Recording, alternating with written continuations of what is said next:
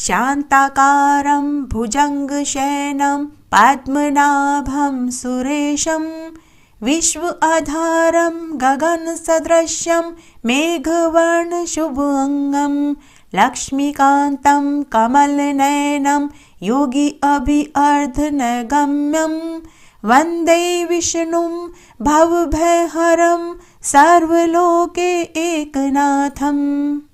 मंगलम भगवान विष्णु, मंगलम गरुड़ ध्वज, मंगलम पुंडरीकाक्ष, मंगलाय तन्नो हरि। राधे राधे, जय श्री कृष्णा दोस्तों। आइए अब हम माघ मास के महात्म्य का 28वां अध्याय सुनते हैं और साथ ही इस दिन की प्रमुख पुण्य फल देने वाली माघ स्नान की कहानी सुनेंगे। सबसे पहले हम माघ मास का 28वां अध्याय सुनते हैं। इस अध्याय में हम अचोद सरोवर की कथा और गंधर्व कन्याओं का बटुक से विवाह वाली कथा को सुनेंगे। वशिष्ठ मुनि बोले कि हे राजा दिलीप, तुम ध्यान से सुनो। अचोद सरोवर में स्नान करके ये सब लोग सुखपूर्वक और संतुष्ट होकर आकाश मार्ग से उस स्थान पर चले गए जहाँ गंगा जमुना का संगम था। लोमेश ऋषि वेदनिधि से बोले कि संसार के इस तीर्थ राज के श्रद्धापूर्वक तुम सब लोग दर्शन करो। ये त्रिवेणी ही पाप नाशक अग्नि की महान कुंड है, जिसमें निरंतर अग्नि प्रदीप्त होती रहती है। यह तृप्ति को प्राप्त हुई अग्नि सबको पुष्ट करती है। यहीं पर 33 करोड़ देवी देवता संतुष्ट होकर आनंद पूर्वक रहते हैं और स्वादिष्ट पर्याप्त सोम धारा को पीते हैं। यहीं पर त्रिशूलधारी नीलकंठ महादेव जी प्रकट हुए थे। देवताओं से सेवित यह अक्षय वट है, जिसकी जड़ पाताल तक फैली हुई है। और मुकुंडू के पुत्र मार्केंडेय जी जब प्रलय के समय संसार जल में डूबा रहता था, तब वे भगवान के मुख में प्रविष्ट हो गए थे। वे ही जनार्दन भगवान इस वट वृक्ष पर योग की निद्रा लेते हैं। यही महादेव जी की अति प्रिय सुंदर भगवती भागीरथी गंगा है, जिसकी सिद्ध लोग सिद्धि के लिए सेवा टहल करते हैं, जिसके स्नान से प्राणी सब मनोरथों को प्राप्त करते हैं। वही यह यमुना नदी है। भुक्ति मुक्ति प्राप्त करने के लिए यहाँ समस्त प्राणी आते हैं और इसका जल पीकर मुक्त हो जाते हैं। हे मुनि, गंगा यमुना का संगम बड़े पुण्य से प्राप्त होता है। इसमें स्नान करने से जन्म मृत्यु से छूटकर ज्ञान प्राप्त करके मनुष्य तर जाता है। सभी जंतु ज्ञान के बिना प्रयाग में स्नान करके मुक्त हो जाते हैं। यह देखकर ब्रह्मा जी ने यहीं पर महायज्ञ करके षष्ठी रचने की सामर्थ्य प्राप्त करी थी। इस त्रिवेणी में भगवान नारायण ने स्नान कर अमृत के मंथन के समय लक्ष्मी जी को पत्नी के रूप में प्राप्त किया था। त्रिशूलधारी महादेव जी ने एक बाण से यहीं पर त्रिपुर दैत्य को मार गिराया था। एक समय इंद्र के शाप से जब उर्वशी स्वर्ग से भ्रष्ट हो गई थी, तब उसने भी यही स्नान किया, जिसके प्रभाव से वह पुनः स्वर्ग को प्राप्त हो गई। नहुष कुल के राजा ययाति ने यहीं पर स्नान करके वंशधर पुत्र को प्राप्त किया था। हे द्विज श्रेष्ठ, इस पुण्य संगम में पुत्र चाहने वाले को एक बार अवश्य स्नान करना चाहिए। यहीं पर इंद्र ने प्राचीन काल में अपनी माया से कुबेर के सब धन को स्नान करके प्राप्त कर लिया था।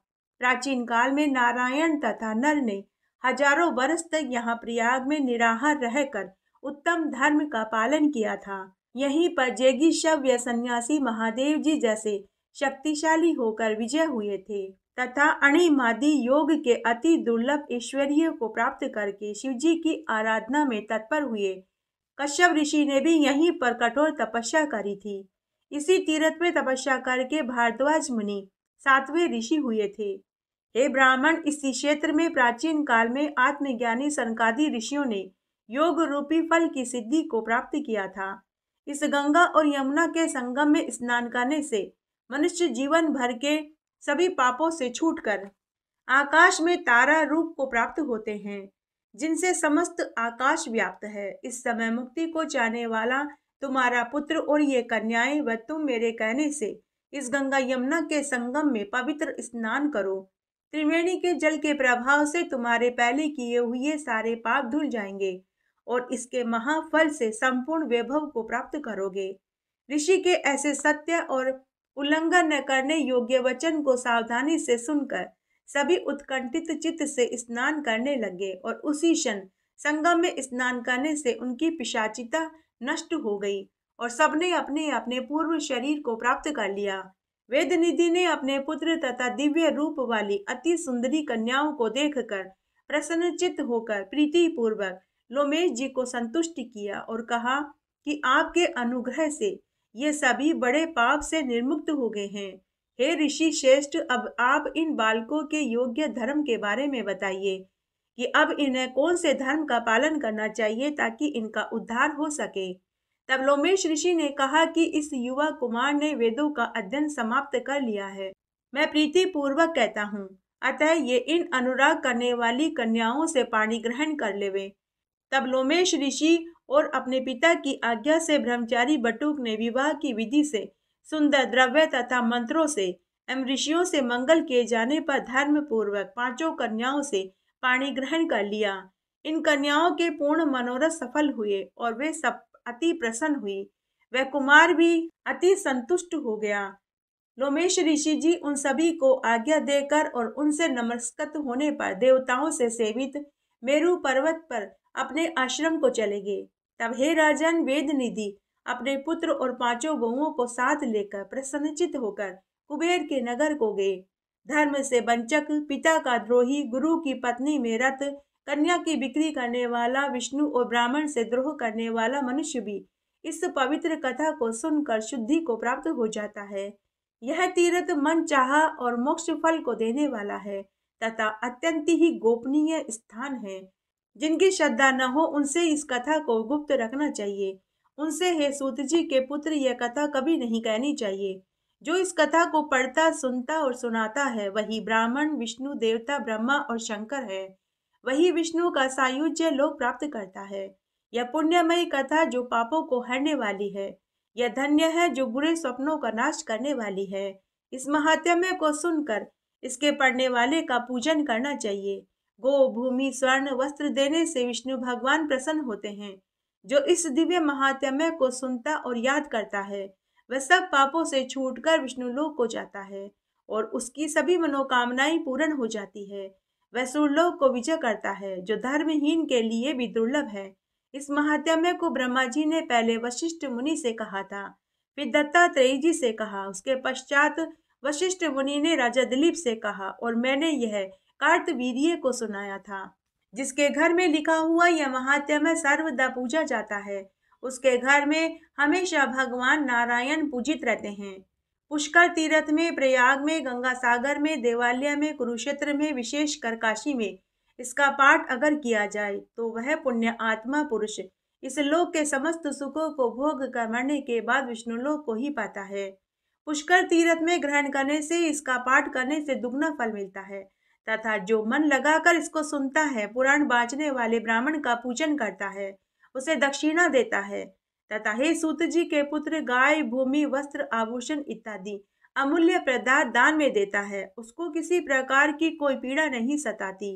वह मरने के बाद वैष्णव पद को ही प्राप्त करता है, इसमें कोई संदेह नहीं है।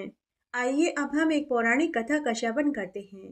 भद्र देश में राजा शीलभद्र नाम का एक राजा राज्य करता था। राजा शीलभद्र कला प्रेमी था।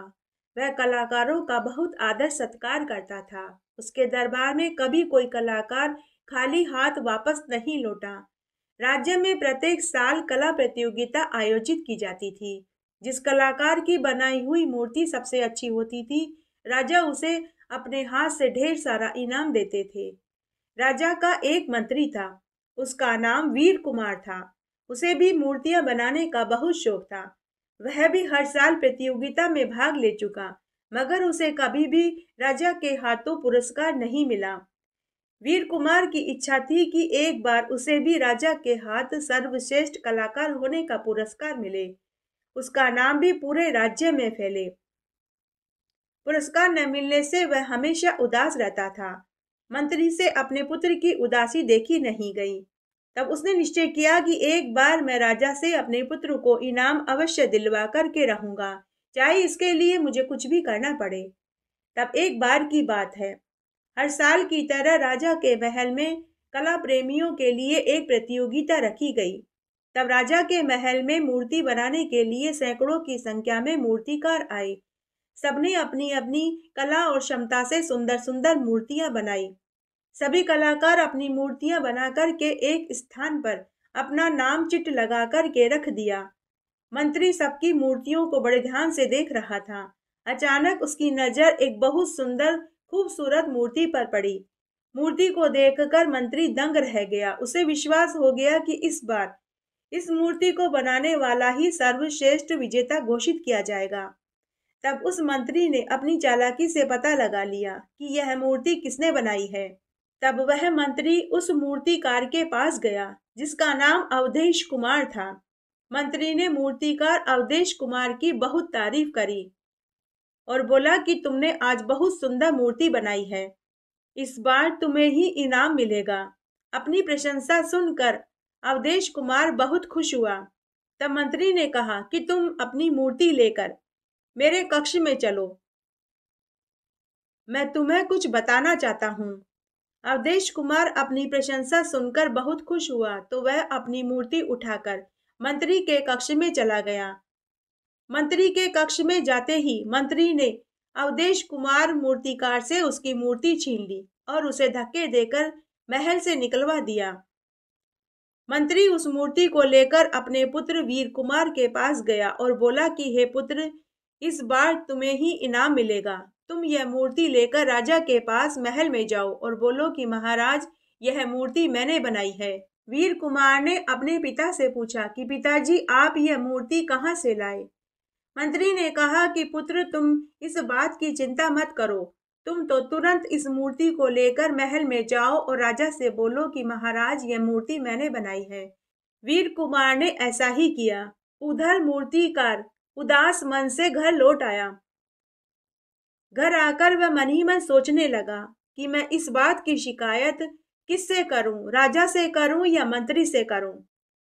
अचानक उसे महल के सेनापति की याद आई। उसने सोचा कि सेनापति के पास चलकर सारी बात बतानी चाहिए, शायद वे मेरी कुछ मदद कर सके। अवधेश कुमार सेनापति के घर पहुंचा। उसने सेनापति से पूरी बात कही कि हे सेनापति जी, मेरे साथ बहुत बड़ा अन्याय हुआ है, मेहरबानी करके आप मेरा इंसाफ कीजिए।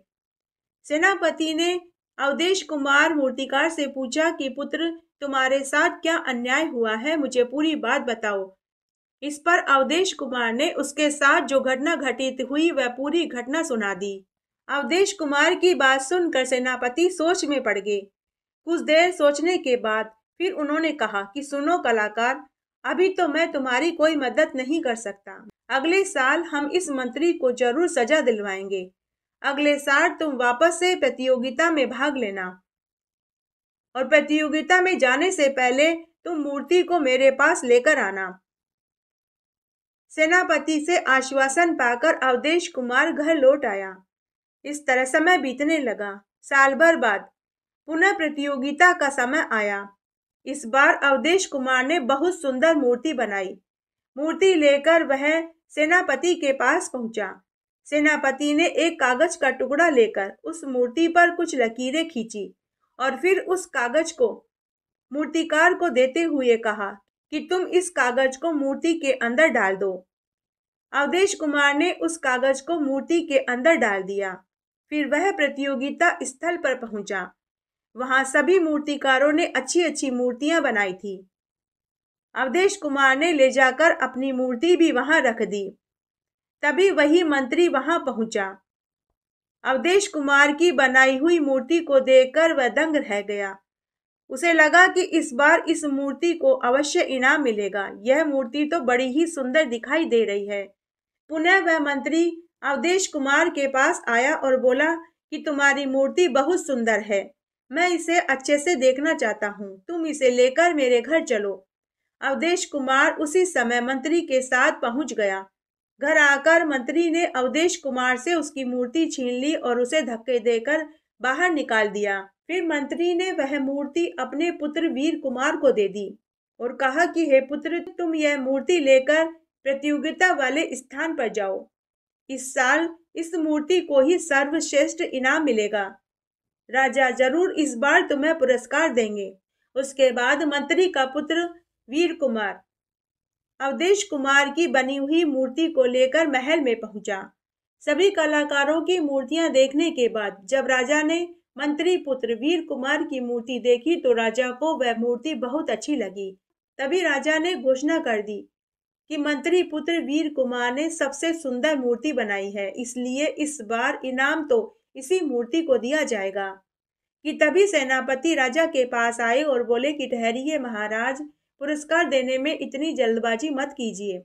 राजा ने आश्चर्य से सेनापति की ओर देखा और पूछा कि सेनापति जी क्या बात है। तब सेनापति ने कहा कि महाराज, मुझे मेरे गुप्तचरों से पता लगा है कि कुछ लोग आपके खिलाफ षड्यंत्र रच रहे हैं। उन्होंने आपके पड़ोसी राजा के साथ मिलकर महल में आपकी हत्या की योजना बनाई है, मगर उस षड्यंत्र का इस मूर्ति से क्या लेना देना है? राजा ने सेनापति की बात को बीच में ही काटते हुए पूछा। तब सेनापति बोला कि हे महाराज, इस मूर्ति का उस षड्यंत्र से गहरा संबंध है। इस मूर्ति में ही आपके राजमहल में पहुंचने का नक्शा छिपाकर रखा गया है। नक्शा इसी मूर्ति के साथ शत्रु को सौंपने की योजना है। सेनापति की बात सुनकर राजा बड़े हैरान हुए। तब राजा ने कहा कि इस मूर्ति को तोड़ा जाए। राजा का आदेश पाकर मूर्ति को तोड़ दिया गया तो मूर्ति के अंदर से राजमहल का नक्शा निकला, जिसे देखकर राजा को बहुत क्रोध आया। राजा ने मंत्री पुत्र से पूछा कि यह सब क्या योजना है। तब मंत्री पुत्र वीर कुमार राजा से बोला कि महाराज, यह मूर्ति तो मुझे मेरे पिताजी ने लाकर दी थी। डर के कारण थर थर कांपते हुए वीर कुमार ने सारी सच्चाई उगल दी। राजा ने क्रोधित भरी नजरों से मंत्री की ओर देखा। मंत्री का डर के मारे बुरा हाल था। वह बोला कि महाराज, मैंने आपके खिलाफ कोई षड्यंत्र नहीं रचा। मैंने तो यह मूर्ति अवधेश कुमार मूर्तिकार से छीनी थी। जरूर उसी ने आपके खिलाफ षड्यंत्र रचा होगा। मंत्री की बात सुनकर राजा ने आदेश दिया कि मूर्तिकार अवधेश कुमार को महल में बुलाया जाए। राजा का आदेश सुनकर सेनापति ने कहा कि महाराज, आपके खिलाफ किसी ने कोई षड्यंत्र नहीं रचा। इस कागज पर कोई नक्शा नहीं बना हुआ, इस पर तो आड़ी तिरछी रेखाएं खींची हुई है। राजा ने सेनापति से कहा कि फिर तुमने झूठ क्यों बोला? सेनापति ने कहा कि महाराज, सत्य को उगलवाने के लिए मुझे झूठ बोलना पड़ा। पिछले साल मंत्री जी ने अवधेश कुमार की बनाई हुई मूर्ति छीनकर अपने पुत्र वीर कुमार को दे दी थी। तब पिछले साल भी आपने मंत्री पुत्र वीर कुमार को सबसे अच्छी मूर्ति बनाने का सर्वश्रेष्ठ पुरस्कार दिया था। जिसकी यह मूर्ति थी वह मेरे पास शिकायत लेकर आया था। तब पिछले साल मैं उसकी कोई मदद नहीं कर सका, परंतु इस साल मैंने उसे उसकी मदद करने का वचन दिया था। इस बार भी यह मूर्ति अवधेश कुमार ने ही बनाई थी। यह सारा उपाय मेरे द्वारा ही अवधेश कुमार को बताया गया था। मैं मंत्री जी की करतूतों को सबके सामने लाना चाहता था। सारी बातें जानकर राजा को बड़ी प्रसन्नता हुई। उन्होंने अपने गले का बहुमूल्य हार उतारकर अवधेश कुमार मूर्तिकार को दे दिया। साथ ही उसे सर्वश्रेष्ठ मूर्ति बनाने का उपहार भी दिया और धूर्त मंत्री और उसके पुत्र को कैद की सजा सुनाई गई। पुरस्कार पाकर अवधेश कुमार खुशी खुशी अपने घर लौट गया और राजा ने सेनापति को सत्य बोलना और इंसाफ दिलाने के लिए ढेर सारा इनाम दिया। आइए एक और पौराणिक कथा का श्रवण करते हैं। एक दिन विश्वनाथ मंदिर के पुजारी ने एक स्वप्न देखा। स्वप्न में उसने देखा कि स्वयं भगवान विश्वनाथ मंदिर में उससे विद्वानों और धर्मात्माओं को बुलाने के लिए कह रहे हैं। अगली सुबह पुजारी जी जब जागे तो उन्हें अपने रात्रि के स्वप्न वाली बात याद आई। तो उन्होंने सारे नगर में इस बात की घोषणा करवा दी। काशी के सभी विद्वान, साधु संत, दूसरे पुण्य आत्मा, दानी लोग भी गंगा जी में स्नान करके मंदिर में पहुंच गए। सबने मंदिर में स्थित शिवलिंग के दर्शन करे, उस पर गंगा जल चढ़ाया, शिवलिंग की प्रदक्षिणा करी और सभा मंडप में जाकर बैठ गए। उस दिन मंदिर में बहुत भीड़ थी। सबके आ जाने के बाद पुजारी ने सबसे पहले सबको अपना स्वप्न सुनाया। सब लोग हर हर महादेव के जयकारा लगाने लगे। जब भगवान शिव की आरती हो गई, घंटे घड़ियाल बजने बंद हो गए और सब लोग प्रार्थना कर चुके, तब सबने देखा कि मंदिर में अचानक बहुत तेज प्रकाश फैल गया। भगवान विश्वनाथ की मूर्ति के पास सोने से निर्मित एक पात्र रखा हुआ पड़ा मिला, जिस पर बड़े बड़े रत्न जड़े हुए थे। उन रत्नों की चमक से पूरा मंदिर अलौकिक हो रहा था। पुजारी ने वह रत्न जड़ित स्वर्ण पात्र उठा लिया। उस पर सुनहरे अक्षरों में लिखा हुआ था कि भगवान विश्वनाथ का यह उपहार सबसे बड़े दयालु और पुण्य आत्मा को दिया जाए। विश्वनाथ मंदिर के पुजारी बड़े ही त्यागी, सच्चे और भगवत भक्त थे।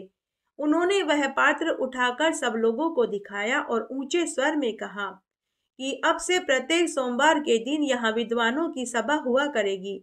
जो सबसे बड़ा पुण्यात्मा दयालु अपने आप को सिद्ध कर देगा, उसे यह स्वर्ण का पात्र सौंप दिया जाएगा। अब देश में चारों ओर यह समाचार आग की तरह फैल गया। दूर दूर से तपस्वी, त्यागी, व्रत करने वाले, दान करने वाले लोग काशी नगरी में पहुंचने लगे। एक ब्राह्मण ने कई महीने लगातार चांद्रायन व्रत किए थे। वह उस स्वर्ण पात्र को पाने की उसके अंदर लालसा पैदा हो गई। लेकिन जब स्वर्ण पात्र उसके हाथ में गया तो हाथ लगते ही वह पात्र मिट्टी का हो गया। उसकी सारी ज्योति नष्ट हो गई। उसमें रखे हुए सोने चांदी के सिक्के कोयले में बदल गए। तब वह ब्राह्मण लज्जित हो गया। उसने वह स्वर्ण पात्र पुनः पुजारी को लौटा दिया। पुजारी के हाथ में जाते ही वह स्वर्ण पात्र फिर से सोने का हो गया और उसमें रखे हुए रत्न, हीरे, मोती फिर से चमकने लगे। इसी तरह उस नगरी में एक सेठ जी थे जिन्होंने बहुत से विद्यालय बनवाए थे। कई स्थानों पर सेवा आश्रम, अनाथ आश्रम खुलवाए थे। दान करते करते उन्होंने अपना लगभग सारा धन कोष खाली कर दिया था। बहुत सी संस्थाओं को वे दान देते रहते थे। वे भी स्वर्ण पात्र पाने की लालसा से काशी मंदिर में पहुंचे, लेकिन उनके भी हाथ में पहुंचते ही स्वर्ण पात्र मिट्टी का हो गया। पुजारी ने उनसे कहा कि सेठ जी, आप पद, मान और यश के लोभ में दान लेने आए। नाम की इच्छा से होने वाला दान सच्चा दान नहीं कहलाता। इसलिए आपका अब तक का किया हुआ दान कोयला हो गया। इस प्रकार बहुत से लोग आए, किंतु कोई भी स्वर्ण पात्र को प्राप्त नहीं कर सका। सबके हाथ में पहुंचते ही यह स्वर्ण पात्र मिट्टी का हो जाता था। इस तरह कई महीने बीत गए। बहुत से लोग स्वर्ण पात्र पाने की लालसा से विश्वनाथ मंदिर में पहुंचे, लेकिन स्वर्ण पात्र वे नहीं प्राप्त कर सके। तब एक दिन एक बूढ़ा किसान भगवान विश्वनाथ के दर्शन करने के लिए काशी नगरी में आया। वह एक देहाती किसान था। उसके कपड़े फटे हुए थे, चप्पल टूटी हुई थी और बाल बिखरे हुए थे। वह केवल भगवान शिव के दर्शन करने के लिए आया था। स्वर्ण पात्र प्राप्त करने की उसकी कोई मंशा नहीं थी। उसके पास पोटली में बंधा थोड़ा सा सत्तू और एक फटा हुआ कंबल था। मंदिर के पास लोग गरीबों को कपड़े, पूड़ी, मिठाइयां बांट रहे थे, किंतु मंदिर से कुछ दूरी पर एक कोढ़ी भूमि पर लेटा दर्द से करहा रहा था। उससे उठा भी नहीं जाता था। उसके सारे शरीर में घाव हो रहे थे, मक्खियां भिनभिना रही थी।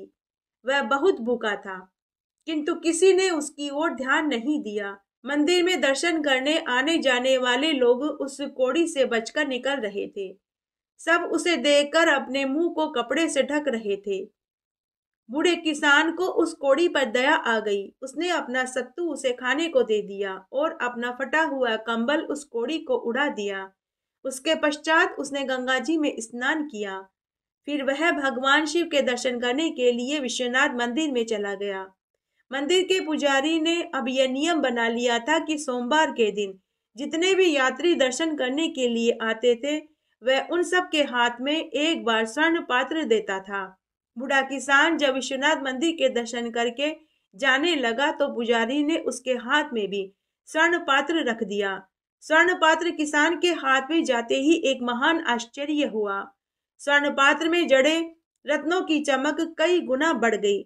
सारा कमरा उस स्वर्ण पात्र से निकलने वाले तेज से अलौकिक हो गया। यह देखकर सभी लोग उस बूढ़े किसान की प्रशंसा करने लगे। पुजारी ने उस बूढ़े किसान से कहा कि भगवान विश्वनाथ ने यह स्वर्ण पात्र तुम्हारे ही लिए भेजा है। तुम भगवान के सबसे सच्चे भक्त हो। जो व्यक्ति निर्लोभी होते हैं, दीन दुखियों की मदद करते हैं, जो बिना किसी स्वार्थ के दान करते हैं और जो हमेशा शुभ कर्म में लगे रहते हैं, किसी का दिल नहीं दुखाते, चोरी नहीं करते, कड़वे वचन नहीं बोलते, वे ही सबसे बड़े पुण्य आत्मा होते हैं। अतः ये स्वर्ण पात्र के तुम ही हकदार हो। ऐसा कहकर पुजारी ने उस किसान को वह स्वर्ण पात्र दे दिया। स्वर्ण पात्र पाकर वह बूढ़ा किसान प्रभु विश्वनाथ को बार बार प्रणाम करने लगा और अपने घर लौट आया। इस तरह एक सच्चे इंसान को भगवान का इनाम मिल गया। भगवान उसे ही पसंद करते हैं जो गरीबों की मदद करते हैं, दीन दुखियों पर दया करते हैं, किसी का दिल नहीं दुखाते, किसी की चोरी चकारी नहीं करते, किसी का हक नहीं छीनते। बोलिए भगवान शंकर की जय। इस तरह आज हमने माघ मास के महात्म्य का 28वां अध्याय सुना। आशा करती हूँ यह आपको जरूर पसंद आएगा। मेरे साथ बने रहने के लिए आपका धन्यवाद। आगे आने वाली कथा कहानी के लिए भी आप इसी तरह मेरे साथ बने रहे। धन्यवाद।